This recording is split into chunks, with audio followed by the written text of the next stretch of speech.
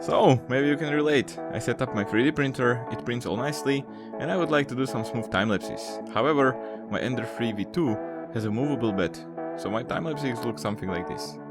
In this video, I will go through how I used Arduino and smartphone to create time-lapses with one picture per layer without OctoPrint, Wi-Fi or Bluetooth. I will go through the whole process, so if you just want to see the final product, jump to this time.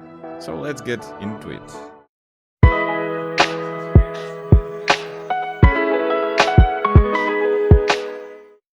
So the idea is to press the shutter button with touch pen, controlled by a servo, each time layer is finished. So nothing complicated. However, in the phone Huawei P30, there is a built-in sleep function which deactivates camera after 60 seconds of inactivity.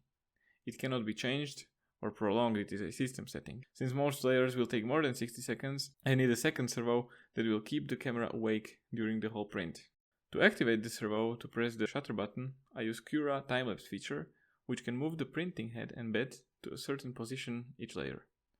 I decided to use the printing head to press a micro switch to activate the servo.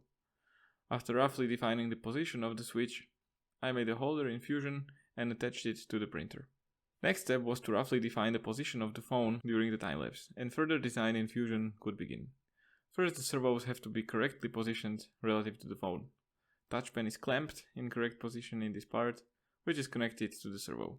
Whole servo unit can be moved to left and right a bit, in case it would be needed. The phone is secured in the bracket by 2 screws, so it won't move around between the layers. Here is the whole assembly. It is sort of adjustable, tilt, rotation, and also height can be changed between the prints.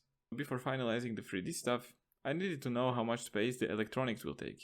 Here's the scheme of the circuit I used. I won't go much into detail of the code, but I will provide it under the video. But basically, right servo moves every time the switch is pressed, and left servo is activated after some time of inactivity. I did small adjustments to hold the Arduino in place, and now the printing and assembly can begin.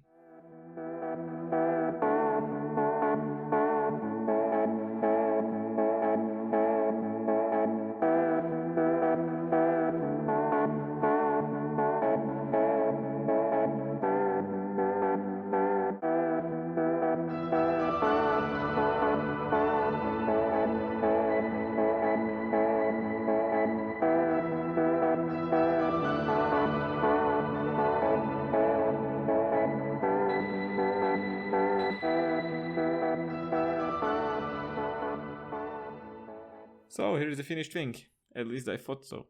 Turned out that the servos didn't work that smooth with additional weight on them, and there was some jittering. And I mean, not just little, this thing I built almost walked away. It may have been caused by various reasons, but I found out that when a rubber band is put on them, so they are a bit under tension, the problem is solved.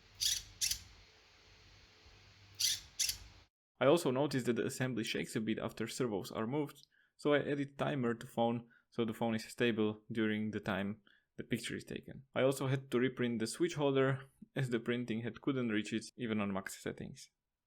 After tweaking the Cura timelapse feature and Arduino code, I found out settings that allowed me to take pictures as I wanted, and the result was this. So, it doesn't look bad, but I wanted to test if focusing camera manually before every picture would help get a better image quality and sharpness, so I moved the left touch pen to the middle. I also replaced the plastic gear servos with metal ones and powered them from a battery pack instead of Arduino, so they can draw more current and reduce jittering. Now when I got a bunch of pictures, making a time-lapse is quite easy. I dumped all the pictures to DaVinci Resolve, and in Preferences, User, and Editing, I changed the standard still duration to 1 frame. Now I moved the pictures to Timeline, changed zoom, and rendered it. To improve the time-lapse quality, I imported the newly made video to DaVinci again and stabilized it.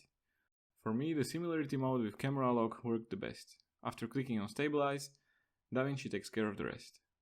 There are probably better ways, but it worked for me just fine. Here is a quick comparison.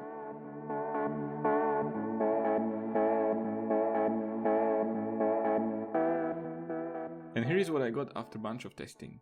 I went back to automatic focus mode and 5-second timer, which gave me the best image quality and reliable focus, but it surely varies from phone to phone. I also don't use the middle touch pen to keep the camera up all the time, I just wake it up if it was in sleep mode.